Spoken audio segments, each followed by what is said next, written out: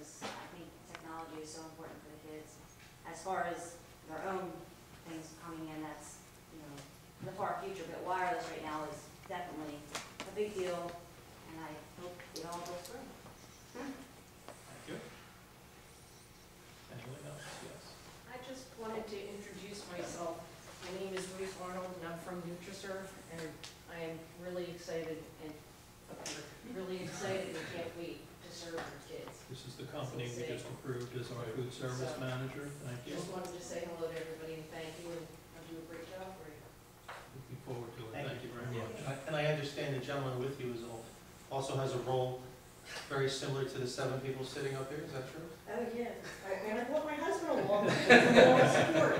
Yeah, my name's Mark. I'm on the Weymouth Township Board of Education. So this is actually the first Board of Education meeting I've gone to besides Weymouth Township. So And I actually started out as a food service. Actually, I started out as a snack mom and worked my way up through the company in NutriServe, and became the food service director in Weymouth Township, then on the board, and then as Del Manor, and I've worked my way up through the company. Prior to that, I used to work in casinos and then retired here. So I'm a local. We're local. We live out in Dorothy, so we're not too far, and can't wait to get in and do what we can for you. I know it's not normal. Can I ask a question? Yeah, we're not supposed to, but That's what I said. It's not normal. it's okay. What is it? I was gonna say, Normal's been out here a while. How many Board of Educations does your company serve? we actually serve 80 school districts. 5 in Atlantic County. Right. And the company's based out of Burlington, Burlington? yeah. It's owned by a woman, she's a registered dietitian. I was gonna say she started, I'm sorry. You have a nice website. Thank you. You checked us out. I work with you. You better. You did? Yeah. Yeah, you know, when I walked in, I knew you looked familiar. I'm saying, I knew you from somewhere. Okay, good. Good. It is interesting if you want to read more about it, go on their website. You know, it talks about how it all started. Yeah,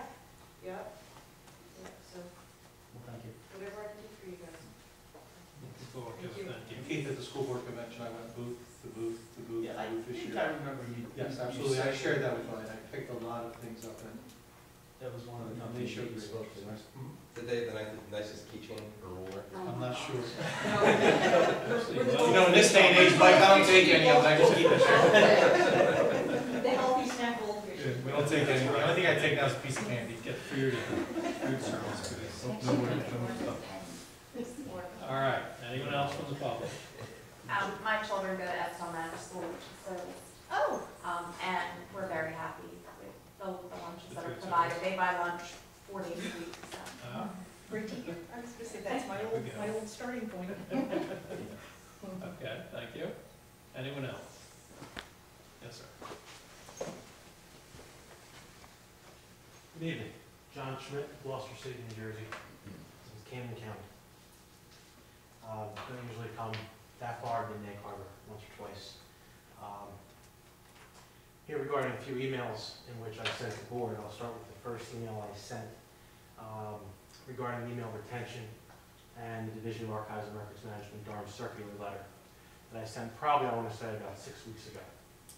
I know 2 board members responded and acknowledged receipt, as I asked the board members do. I thank those 2 board members, you know who you are. Is there an update on that letter? And how is the board addressing retaining their emails? We referred your emails to our solicitor. It was 6 weeks ago. Has he given an update yet? He is not reporting back to us now. Okay.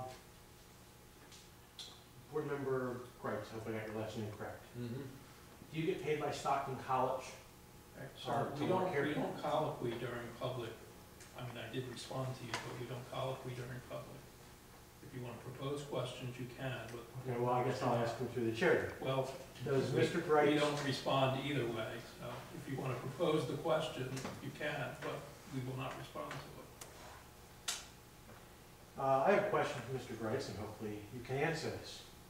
I would like to know if he's employed by Stockton College for his duties as a board member.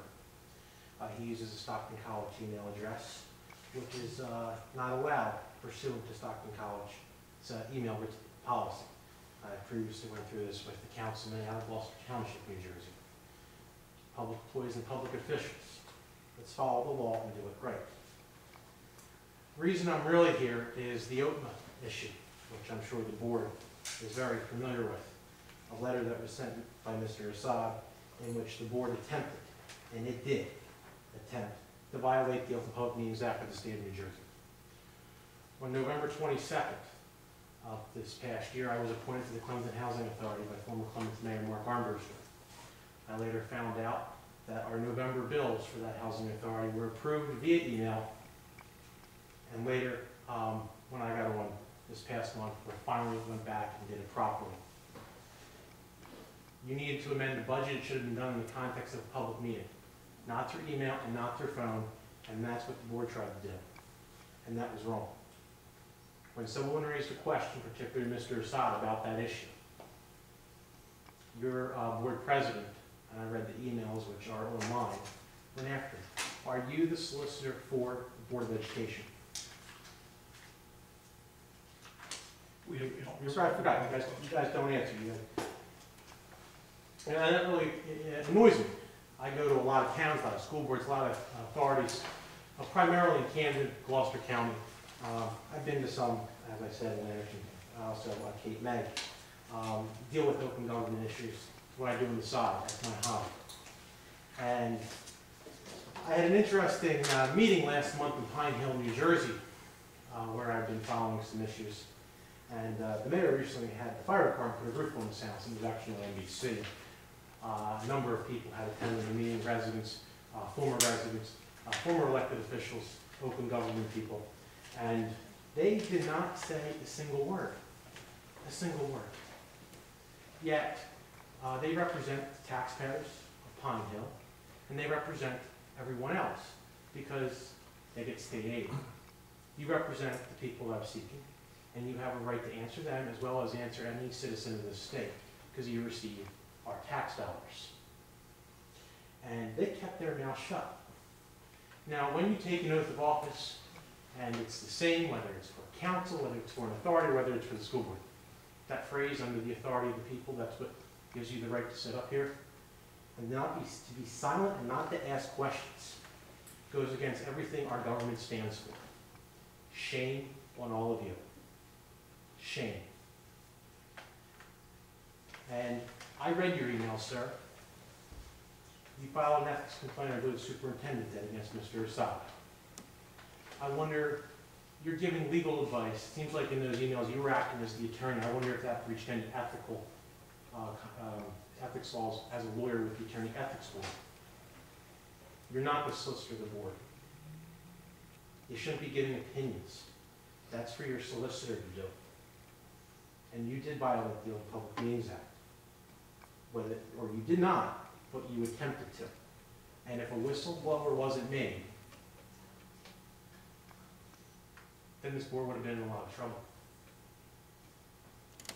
In regarding the Open Public Meetings Act, which Mr. Assad addressed questions, and I doubt I'm going to get an answer to this.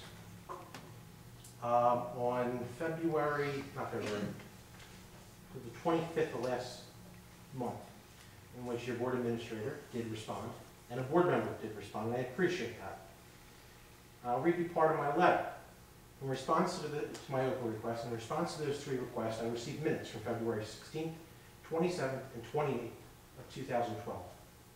Pursuant to NJSA 10:4-14, minutes of meetings available to the public states that each public body shall keep reasonably comprehensible minutes of all its meetings, showing the time and place, the members present, the subjects considered, the actions taken, the vote of each member, and the other information required to be shown in the minutes by law, which shall be promptly available to the public to the extent that making such matters public shall not be inconsistent with Section 7 of the Open Public Meetings Act. After reviewing the minutes of the Board of Education, I asked, is the board complying with the law? I guess you're not going to answer me. So I will ask you, you're going to answer me through your solicitor. Okay. I went on to say in my letter, from reviewing the minutes of February 27, 2011, where the board was in closed session, for an hour and a half, the minutes are less than 2 lines and states, quote, the board discussed the proposed 2012-2013 budget and review various options presented by Mr. Quinto and Mrs. Davidson.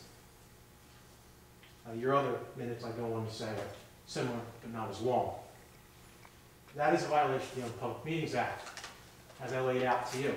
I last year sued the Gloucester City Board of Education, which by far had probably worse minutes than that. And they were ordered to go back and redo all their minutes. Most recently, I was involved with Runnymede last year, and I still am with the Board of Education. I've actually become friends with some of their board members because they want to do the right thing. They're against some bad advice. They had an issue where they paid their business administrator about $85,000 to sit at home for 9 months.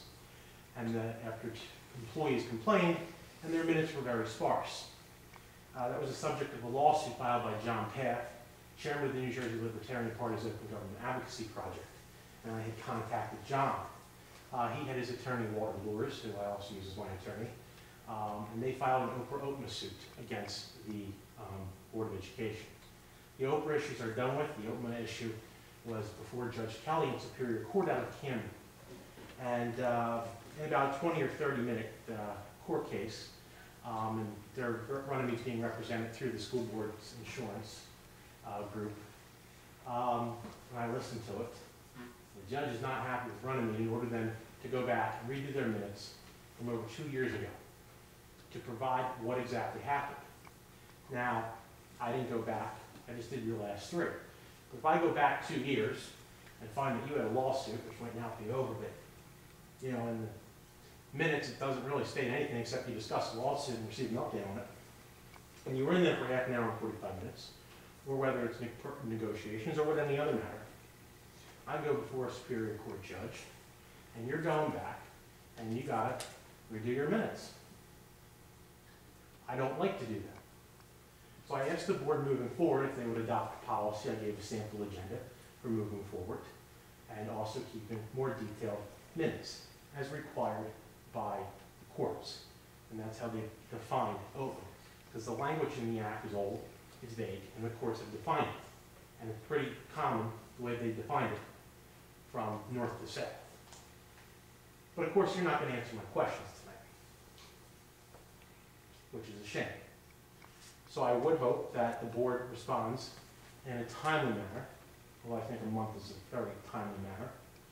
But I would hope the board responds. I will follow up with a letter of response by sometime in June. I'll take a date, probably 2 or 3 weeks out. Hopefully I receive some type of response and can work professionally with the board on the matter, as I would like to. I do meet with some lawyers. I do explain it. I don't like filing lawsuits. I have no problem sitting down and explaining what the laws are. And trying to create transparency, because when government's transparent, it works for the people. Your executive sessions are very vague, very, very vague. And please be assured that I will look into filing a lawsuit. It's only $250 against the Board of Education if moving forward you do not start to comply with the Open Public Meetings Act. So, thank you. Thank you for your comments and your legal opinions. Anyone else from the public? Seeing and hearing none. Our next meeting will be June 26, 2012 at 7 p.m. It's a regular meeting.